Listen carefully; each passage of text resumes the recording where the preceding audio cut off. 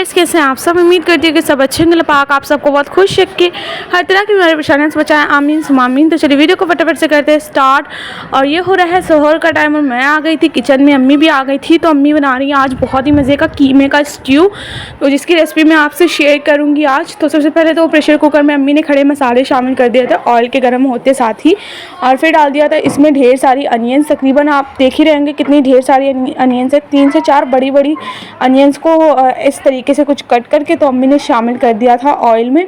ये हमारा बचपन से अभी तक का फेवरेट स्टू है और हम लोगों को बहुत पसंद है।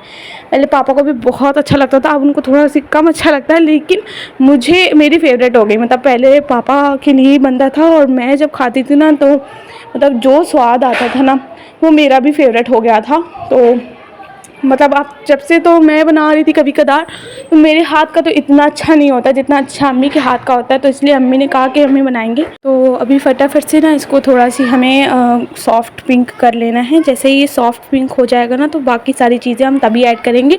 इसमें आप चाहे तो ग्राइंड किया हुआ जिंजर गार्लिक पेस्ट शामिल कर सकते हैं, लेकिन जितना खड़ा मसाला होगा ना उतना ज़्यादा अच्छा लगेगा। तो यहाँ पर फाइनली चॉप्ड की हुई अदरक और फाइनली चॉप की हुई लहसुन अम्मी ने इसमें शामिल कर दिया था, इतनी देर बाद मेरे ज़बान पे आया। और फाइनली चॉप की हुई ग्रीन चिली भी शामिल कर दिया था।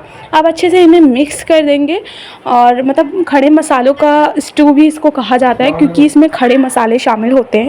स्टू मेरी खाला लोग को भी मेरी अम्मी के हाथ का बहुत पसंद है। जैसे हम लोगों को पसंद है बिल्कुल वैसे ही उनको भी बहुत पसंद है ये वाला स्टू। और फटाफट से अब डाल देंगे इसमें कीमा। तो कीमा पापा रात में लाए थे, तो मैंने वॉश करके फ्रोज़ कर लिया था, मतलब फ्रीज़र में रख दिया था, तो ये फ्रोज़ हो गया था।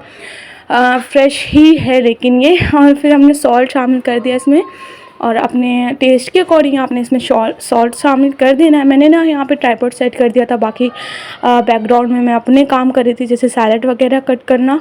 और अम्मी ने ही अनियन वगैरह कट कर दी थी, सारे खड़े मसाले उन्होंने ही कट किए थे, क्योंकि वो काफ़ी बारीक बारीक कट करती हैं और मुझसे इतना बारीक होता नहीं है। वैसे मैं कोशिश बहुत करती हूँ कि फाइनली चॉप मुझसे हो जाए। फिर इसमें शामिल कर दिया था मैंने थोड़ा पानी, इतना जितना कि ना ये जो कीमा है वो अच्छे से कुक हो जाए। एक्स्ट्रा पानी नहीं चाहिए हमें, क्योंकि हमें इसे बाद में भुनना भी है। तो जितना कम हो सके उतना डालना है, कि बस ये ना कुक हो जाए कीमा। इसे कवर करके रख देंगे हम कुक होने के लिए। बिल्कुल लो फ्लेम पे हमने इसे कुक होने के लिए रख दिया था, तकरीबन 10 to 15 मिनट्स। और फिर जैसे ही लगा कि कुक हो गया है अंदर तक के कीमा, तब हम लोग ने गैस को जो है वो ऑफ़ कर दिया था।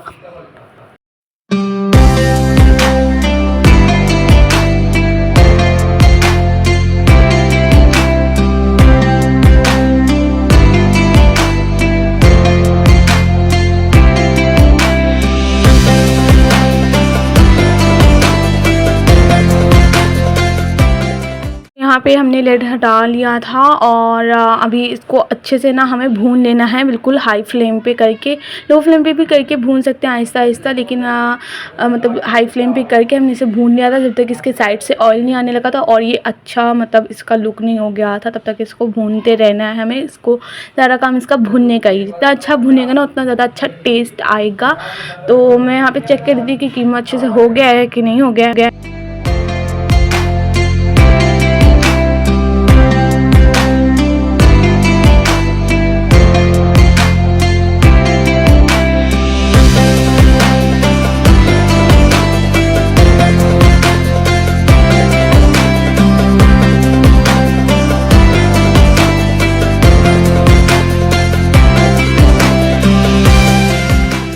तो माशाल्लाह हमारा जो है वो स्टू बन करके रेडी हो गया। इसको डिश आउट करने के बाद धनिया पत्ते से अच्छे से गार्निश कर लेना है और बस ये सर्व करने के लिए रेडी है।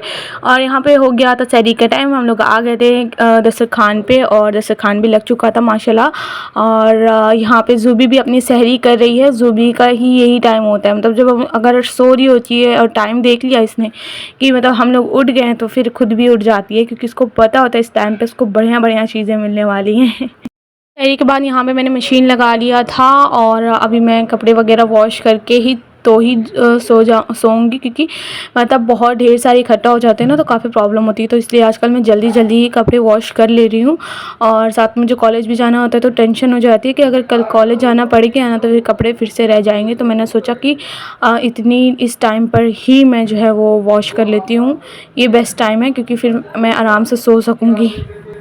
इतनी गर्मी में इजाफा हो गया है ना कि अब पंखे से गुजारा ही नहीं हो पा रहा है। तो हम लोग ऊपर आ गए थे वो हमारा कूलर निकालने के लिए, नीचे ले जाने के लिए। और यहाँ पर देखिए इतना सुंदर लग रहे थे ये सारे क्लाउड्स, और इतना प्यारा स्काई लग रहा था कि मैं आपको क्या ही बताऊँ। कैमरे में अच्छे से कैप्चर नहीं हो पाया होगा, लेकिन बहुत सुंदर लग रहा था।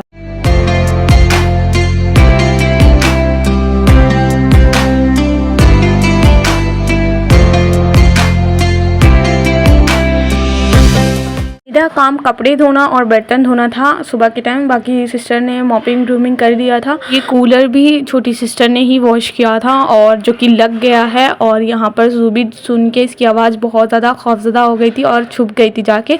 लेकिन फिर आहिस्ता आहिस्ता इसको समझ में आ गया था कि ये कोई नुकसान पहुँचाने वाली चीज़ नहीं है। और फिर इसी के नीचे बार बार आके बैठ रही थी ठंडे के लिए। और यहाँ पर देखिए हम लोग आ गए थे मार्केट में, और बहुत सारी चीज़ें मतलब हमें लेनी रह गई हैं। तो उसमें से कुछ लेने आए हुए थे, क्योंकि अभी ऐसा तो हो ही नहीं सकता जैसे शॉपिंग करने गए हैं जितनी भी सारी चीज़ें लेनी सब एक ही दिन मिल जाए। कभी मुनासिब डेट्स नहीं होते हैं तो कभी वो चीज़ अवेलेबल नहीं होती है, कभी हमारा फेवरेट कलर नहीं होता है। तो ऐसे ही सब कुछ चल रहा है आजकल। और देखिए बाज़ार में कितनी शदीद किस्म की भीड़ है। मतलब इतना थक गए थे ना हम और अम्मी कि मैंने जाते टाइम पे कोई भी व्लॉगिंग नहीं करी थी। जब हम लोग वापस आ रहे थे ना, मार्केट से निकल रहे थे, तब मैंने व्लॉगिंग स्टार्ट की थी, क्योंकि थोड़ा बहुत आपको भी तो दिखाना बनता है। और मतलब ड्रेसेस तो इतने प्यारे प्यारे आए हैं, लेकिन सब अनस्टिच्ड वाले अभी तक मुझे दिखे हैं। कुछ स्टिच्ड में ड्रेसेस अच्छे दिखे ही नहीं हैं। और टाइम इतना हो गया है कि अब अनस्टिच्ड ड्रेसेस भी नहीं ले सकते हैं, क्योंकि फिर जितने भी टेलर्स वगैरह हैं फिर वो नहीं लेते हैं इस टाइम पर स्टिचिंग के लिए ड्रेसेस, क्योंकि उनके पास ऑलरेडी बहुत सारी ड्रेसेस हो जाती हैं। तो ये टाइम नहीं होता है मुनासिब उनको अनस्टिच्ड ड्रेस देने का। तो इसीलिए ना मोस्टली जो लोग खुद से सिल लेते हैं ना वही फिर अनस्टिच्ड ड्रेस लेते हैं। और बच्चों का सामान भी इतना सुंदर सुंदर आया हुआ है ना कि बस दिल ही आ जाता है देख करके। तो यहाँ पे मैं मम्मी को बैग्स दिखा रही थी, इतने प्यारे बैग्स लग रहे थे ये बच्चों के।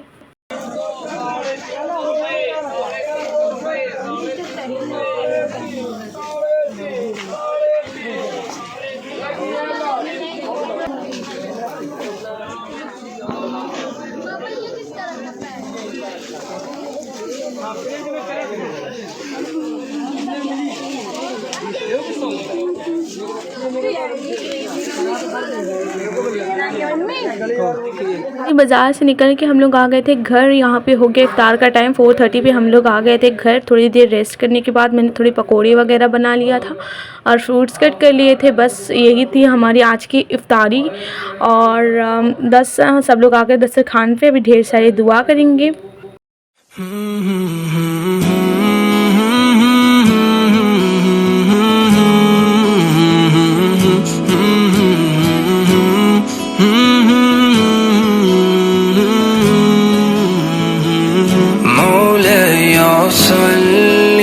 वसल्लिम दाइमन अबदन अला हबीबिका खैरिल खल्क़ि कुल्लिहिम मौलाय सल्लि वसल्लिम दाइमन अबदन अला हबीबिका खैरिल खल्क़ि।